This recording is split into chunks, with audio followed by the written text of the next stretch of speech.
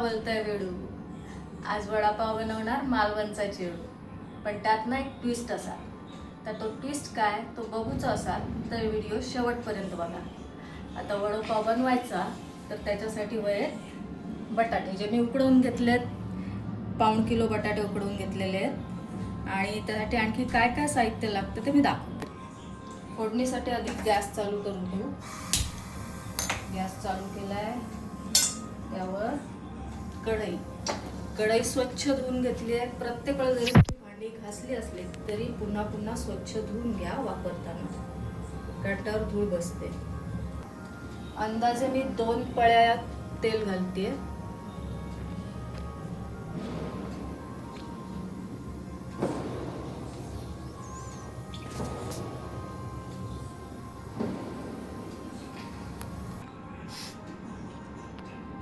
तेल गरम झालंय. एक छोटा चमचा राई तडतडली. गॅस बंद करा.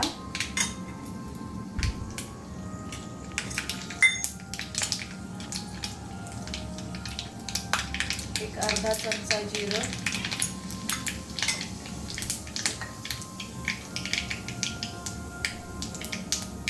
हिंग 1/2 चमचा,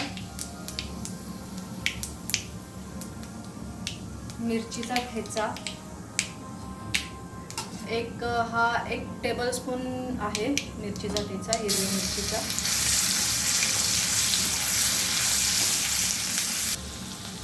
10 ते 12 पानं कढीपत्ता व्यवस्थित ढवळून घेऊ. आणि घरी बनवलेलं आलं लसूण पेस्ट आहे.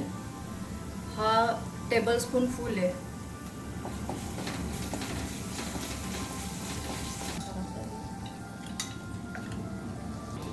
माझी आधीची हळद होती ना ती खराब झाली. बहुतेक त्यात काहीतरी ओलं वगैरे लागलं असणार. आणि गावी पण होते मी, त्यामुळे मे बी असेल त्याला ओलसरपणामुळे फंगस लागला. आता ही गावावरून मी नवीन हळद आणली आहे.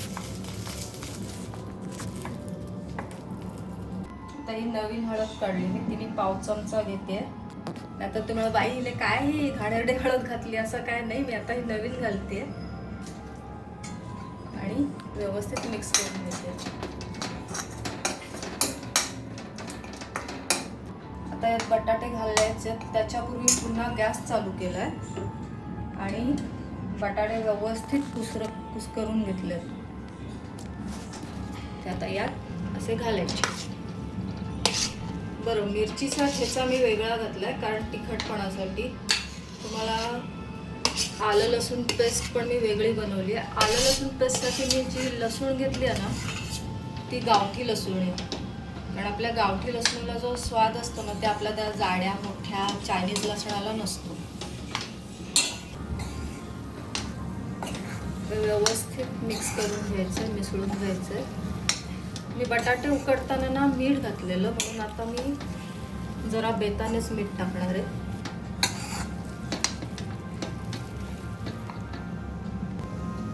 हे अर्धा चमचा, कारण मी मगाशीच सांगितलं तुम्हाला आधी मी बटाटे उकडवताना मीठ घातलं होतं, म्हणून मी आता अर्धा चमचा टाकले.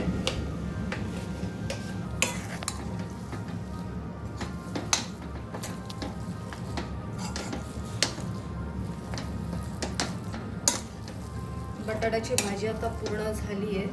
आणि आता वरती कोथिंबीर मस्त स्वच्छ धुवून घेतली आहे, कापून बारीक चिरून. आता इथे मी गॅस बंद करते.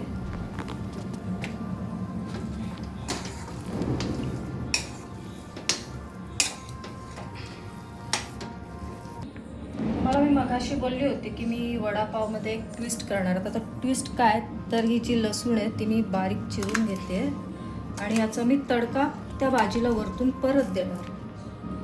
म्हणजे डबल तडकेवाली वडापावची भाजी. तडका द्यायसाठी आधी गॅस ऑन केलाय. गॅसवर तडक्याची वाटी ठेवली आणि त्यात अर्धी पळी तेल घातले.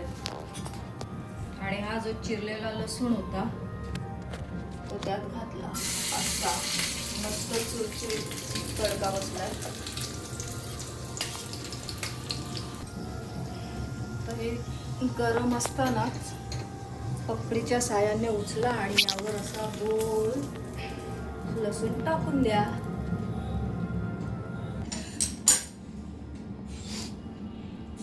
भाजी थंड होईपर्यंत आपण हिरव्या चटणीची तयारी करूया. त्यासाठी मी इथे पाव वाटीपेक्षा पण कमी चणा डाळ घेतली आहे किंवा भाजलेले जे चणे असतात ते. 4 लसूण पाकळ्या, लसणीचे देठ आणि 1 मूठभर लसूण, कोथिंबिरीचे देठ, मूठभर कोथिंबीरचे देठ जरा बारीक कापून घ्या आणि व्यवस्थित ते वाटले जातील.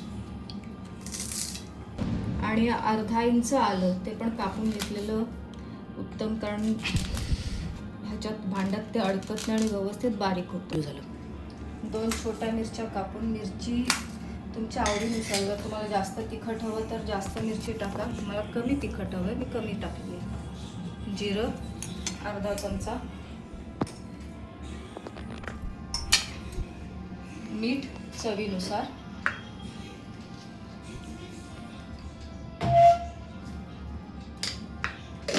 असं बर्फ याकरता की जी आपण चटणी बनवू ना ती हिरवीगार तशीच राहील आणि बरेच दिवस ती टिकते.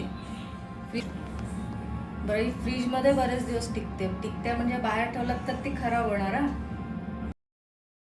इथे 2 डाऊल मी बेसन घेतलंय. हे घरगुती दळलेलं बेसन आहे. आणि पाव चमचा हळद, यात थोडासा ओवा, एवढा ओवा घेतलाय आणि तो जरा आपण हाताने हे करून घेऊ. त्याचा मस्त सुगंध येईल आणि पोटासाठी पण चांगला. अर्धा चमचा आलं लसूण पेस्ट,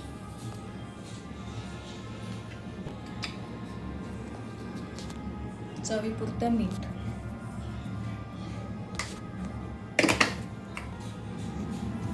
व्यवस्थित ढवळून मिक्स करून घ्यायचं सर्व. तुम्हाला यात सोडा हवा तर सोडा घालू शकता, मी नाही घालत, शक्यतो मी सोडा अवॉइड करते. यात पाणी जवळजवळ मला 2 ग्लास पाणी लागले आणि एवढ्या अशा कन्सिस्टन्सी.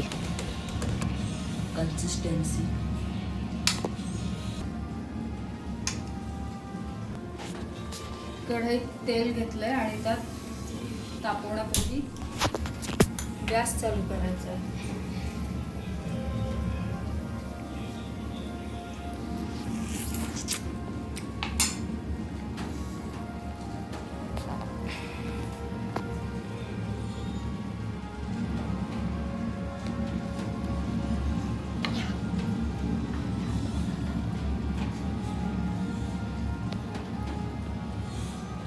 त्यात एक एक करून आपण वडे टाकून घेऊ.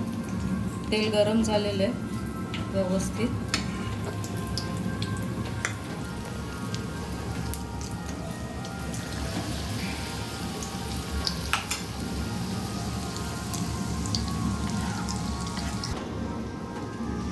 मस्त खरपूस तळून झालेत वडे. तर टिश्यू पेपरवर काढून घ्यायचे. त्यातलं जे काय एक्स्ट्राचं तेल असेल ते निघून जाईल.